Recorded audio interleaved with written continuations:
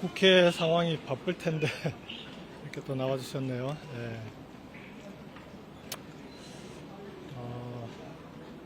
우선 계엄령이 내려진 상황에서도 80년 서울의 봄과 같은 비극적인 상황이 생기지 않도록 슬기롭고 현명하게 대처해 주신 국회와 국민들께 진심으로 경의를 표합니다.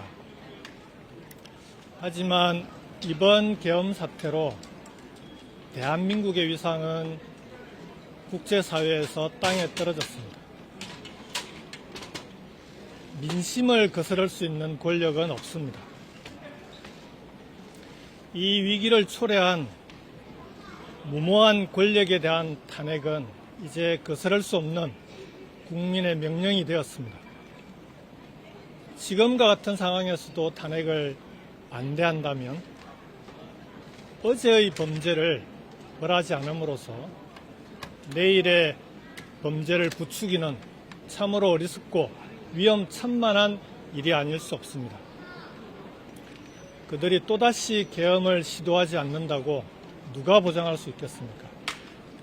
지금은 탄핵의 시간이자 국민의 시간입니다. 윤 대통령께서 조금이라도 나라를 위하는 마음이 있다면 지금이라도 스스로 물러나시는 것이 국민들에 대한 최소한의 도리라고 생각합니다. 국민의 인내심을 더 이상 시험하지 않기를 바랍니다. 무모하기 짝이 없는 계엄 시도가 우리 경제에 미친 후폭풍은 대단히 심각합니다. 우리 대한민국은 이전에도 남북 분단이나 자본시장의 미비로 인해서 코리아 디스카운트가 작동해오고 있는 그런 어려운 곳입니다. 그곳에서 이번 계엄 사태로 인해서 국제사회에서 세계시장에서 우리 기업들이 그리고 우리 자본들이 다른 나라와 경쟁하기가 더 어려워지는 코리아 디스카운트가 더 확대되고 있는 상황입니다. 이런 상황을 해결하기 위해서는 한시라도 빨리 정치적인 불확실성을 제거해야 합니다. 그것만이 대한민국 경제를 구할 수 있는 유일한 해법이라고 생각합니다. 마지막으로 정치인의 한 사람으로서 국민들께 송구하다는 말씀을 드리지 않을 수 없습니다. 지금 대한민국의 위기에 가장 큰 책임이 있는 사람은 윤 대통령과 그리고 현 정권이라는 것은 두말할 나위가 없습니다. 하지만 오늘 우리의 현실에 저를 포함한 우리 정치권이 모두 공동의 책임이 없다고 누가 얘기할 수 있겠습니까? 그런 점에서 국민들이 또다시 이 추운 겨울에 차가운 아스팔트 위로 나오게 만든 이 상황에 대해서 정치인의 한 사람으로서 진심으로 죄송하고 송구하다는 말씀을 드립니다. 우리가 헤쳐나가야 될 길이 쉬운 길은 아닙니다. 하지만 국민들과 함께라면 그 어떤 길도 반드시 새로운 대한민국을 만들어 나갈 수 있다라는 확신을 가지고 국민들과 늘 함께하겠습니다. 고맙습니다. 질문은 5개만. 네. 구체적으로 어떤 역할을 하시나요? 지금 외국 생활을 하다가 이번 사태로 인해서 갑자기 귀국한 상황입니다.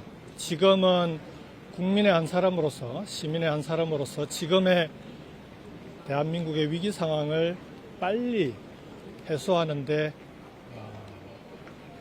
함께하는 것이 저로서는 가장 중요한 역할이라고 생각합니다. 구체적으로 어떤 역할을 할지는 그 속에서 함께 찾아가도록 하겠습니다. 오늘 귀국하자마자 이재명 대표 만나기로 예정하셨는데 어떤 말씀하시는지? 해외에 나가 있는 동안 꽤 오랫동안 이재명 대표를 뵙지는 못했습니다. 우리 당의 대표시니까 당연히 뵙는 것이 당연하지 않겠습니까?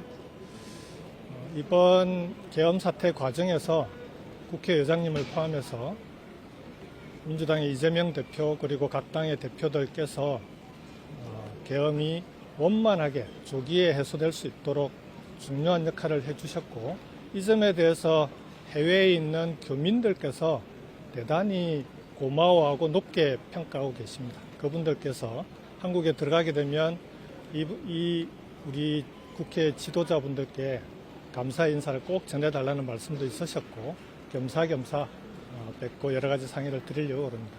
한 가지 말씀드리고 싶은 건 유럽에 있으면서 각 나라 특히 정치가 대단히 안정적인 나라들을 보면 그 나라들의 가장 중요한 특징이 국민들 속에 깊이 뿌리박고 있는 정당들입니다. 어떤 정당들이 그 나라의 정치를 이끌어 나가는가가 그 나라의 정치 문화와 수준을 결정한다라고 생각이 들 정도입니다. 우리 대한민국도 이제는 우리의 정당이 그런 국민들 속에 깊이 뿌리 내릴 수 있는, 그렇게 해서 우리 정치도 국민들로부터 신뢰받고 안정적으로 대한민국을 이끌어 나갈 수 있는 그런 정당을 함께 만들 수 있다면 그 과정에서 제가 할 수 있는 역할을 가지고 상의도 드리고 제가 할 수 있는 역할을 최선을 다하도록 할 생각입니다. 아까 탄핵의 시간이라고 하셨는데 지금 국민의힘 당론으로 반대 입장을 내셨어요. 예. 불확실성이 커진 상황인데 지금 이 상황을 어떻게 진행돼야 한다고 보세요? 저는 국민의힘이 정치적인 이유로 또는 정략적인 이유로 탄핵을 반대하는 것은 아까도 말씀드렸듯이 어제의 범죄를 벌하지 않으면 내일의 범죄를 부추기는 위험천만한 일이라고 생각합니다. 비록 지금은 국민의힘이 반대하고 있지만 국민들의 분노가 어느 정도인지를 눈으로 확인하게 되면 국민의힘에서도 저는 변화가 있을 거라고 생각합니다. 우리 국민들의 힘으로 지금은 이 정권이 조기에 교체될 수 있는 길을 찾는 것이 지금으로서는 무엇보다 중요하다고 생각하고, 국민의힘도 그 길에 국민과 함께 하겠다면 반드시 함께 할 것이라고 생각합니다. 지금 윤석열 정권 때문에 많이 힘들어서 국민들과 국회의원들이 거리로 나와서 윤석열 탄핵을 외치고 계엄령까지 왔잖아요. 네. 이제 해외에 계실 때 조금 더 일찍 오셔서 함께 해주시는 게 좀 좋았을 텐데 앞으로 어떻게 계획을 하고 계십니까? 그러게 말입니다. 저는 이런 계엄령이 대한민국 사회에서 계엄령을 다시 보게 될 거라고는 꿈에도 생각하지 못했습니다. 비록 정치가 여러 가지로 어렵긴 하지만 우리 정치 지도자들이 국민들과 함께 슬기롭게 잘 헤쳐나갈 것이라고 생각을 했고요. 저는 해외에서 제가 관심을 갖고 연구하고자 했던 걸 마무리하고 돌아와서 국민들께 봉사하는 것이 제가 해야 될 도리라고 생각을 했습니다. 하지만 이번 계엄 사태를 거치면서 지금은 단 한 사람의 힘이라도 거리에서 싸우는 국민들께 힘을 보태는 것이 국민된 도리라고 생각을 했고, 그래서 가능한 빨리 귀국하게 된 것입니다. 다음 일정 때문에 마지막 하나만 받겠습니다. 박사님 혹시 윤석열 대통령께 직접 말씀하시고 싶은 저는 지금 윤 대통령이 선택할 수 있는 가장 현명한 길은 역시 국민들의 뜻을 따르는 길이라고 생각합니다. 다만 한 가지 아쉬운 것은 이번 계엄 사태를 거치면서 대한민국의 경제가 곤두박질 치고 국민들께서 심각하게 우려하고 있음에도 불구하고 그 어느 누구 한 사람, 국민들께 사과한 사람이 없다는 건 대단히 아쉽다고 생각합니다. 저는 이제는 이 상황을 바로잡을 수 있는 유일한 힘은 국민들에게 있고, 그런 국민들의 뜻을 받드는 우리 정치의 역할이 해내야 될 과제라고 생각합니다. 이런 노력을 통해서 윤석열 대통령께서도 국민의 뜻을 확인하게 된다면 지금이라도 빠른 시일 내에 스스로 사퇴하는 것이 가장 현명한 길이 아닐까 생각합니다. 선생님 다음 일정 때문에 의전입니다. 이 정도 하면 되겠습니까? 네, 고맙습니다. 고맙습니다. 네.